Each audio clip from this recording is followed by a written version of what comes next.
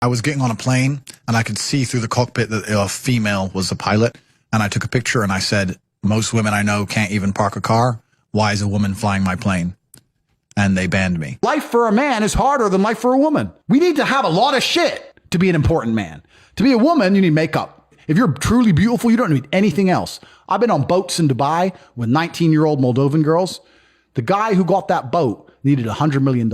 That bitch, makeup. Same boat. That's how hard it is. Look at a game of chess. The king moves one square at a time. What does the queen do? Zips here, zips there.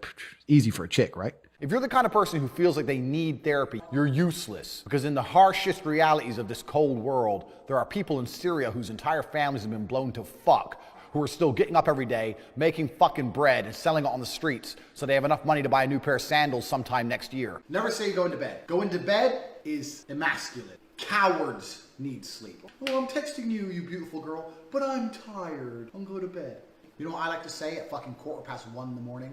I'm going to work. Work at this time, money never sleeps, baby. Then I go to bed. It strikes out of nowhere. If that's true, why is it not universal across the human condition? Why are some countries more depressed than others? Explain why some countries have no depression and some countries have a bunch of depression. Maybe because in some countries, all we do is talk about depression and fucking promote it. Bam. And in some countries, we don't. The reason that depression is promoted is because it allows you to become ultimately selfish, live inside of your mind, become obsessed with me, I'm sad, I'm sad, I'm sad. So you don't pay enough attention to what's going on around you to realize you're getting fucked by a ruling class who don't give a shit. And anyone who sits here and tells me, well, depression's real, you're telling me that your mindset is weak. And I'm not going to adopt the thinking of weaklings. I'm busy living fucking life. Michael Jackson was anything less than a G. And now all these kids are coming out going, he touched me, he touched me. Let me tell you something. If you were a parent and you let your kid stay around Michael Jackson's house, now you want to come here and be all upset your kid got touched. Who cares? Get over it. There's a magical power amongst men, which has been forgotten and lost. When you put enough men in the same room, there's a transference of energy that makes us feel invincible.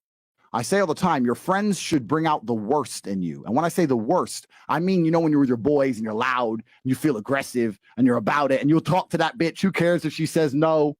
They bring out the worst in you because you don't give a fuck anymore. Because what used to happen evolutionarily is when large groups of men got together, you charged at the enemy. You ran at the spears. Hey, Tates, 28 years old, just lost my father, about to lose my mother soon from cancer.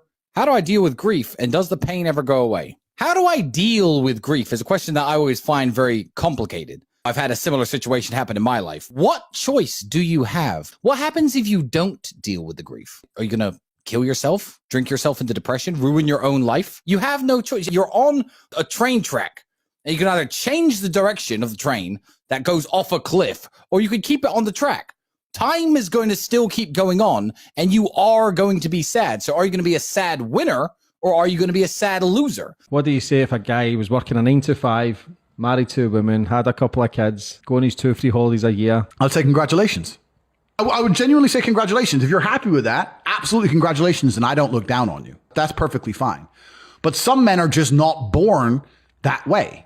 Some men are born with something else inside of them, with a fire inside of them. Some men are not satisfied with that. I know me as an individual, I could not be satisfied with that. That doesn't mean I look down on the people who are. You're confusing 1% of men with all men. The majority of men have no money, no power, no sex from their wife, Facts. no fucking chance in court. They can't even keep their house. They won't get to see their kids. So most men, their life sucks. That's the first thing. The second thing, when a man gets up at 4 a.m. to go carry garbage to earn a good wage, he ain't thinking, I'm going to do this so I can oppress that bitch because she's broke. He's doing it thinking so I can provide for my family, so my woman can stay at home and raise my kids and have nice nails while I'm out here carrying trash. You go to a coal mine, those dudes are not down there thinking about oppressing women. They're down there thinking about providing for women. Us men are prepared to take on more bullshit to protect you than you would possibly believe. Men are out here giving up their fucking life for you chicks. And feminism prevents you respecting it. What is Tate's advice for guys below 6 feet? It's absolutely ridiculous to go through life wishing you're something you're not. The chessboard is the chessboard. It doesn't matter if you're 5'9", 5'7", 5'2". That's who you are. So you can be the best version of yourself and own it, or you can become an insecure bitch about it. I'm in hospital right now from a bike crash. I broke my back. I currently can't walk. I may not walk again. What would you guys do in my situation? I appreciate you guys a lot. Thanks. Find his YouTube. Let's contact him privately, and I want to verify that story. And if it's true, we're here to save you, brother. We're going to help you out. Yeah, we're going to help you out. That's a true story. Life is like a game of chess. You can't take moves back. All you could do is look at the position you're in and make the best moves possible. What you can't do is sit around thinking, oh, I wish I hadn't ridden my bike. You can't do that because you'll destroy yourself. You're a slave if you have a job in any form. Some slaves are better paid than others, but most people are slaves. If the people in charge of the world can print unlimited amounts of said thing, and you'll give up your life for certain amounts of said thing, then they own you. They control you. Oh, you need $100 to do this. Print. It doesn't matter. It's not real. So who cares?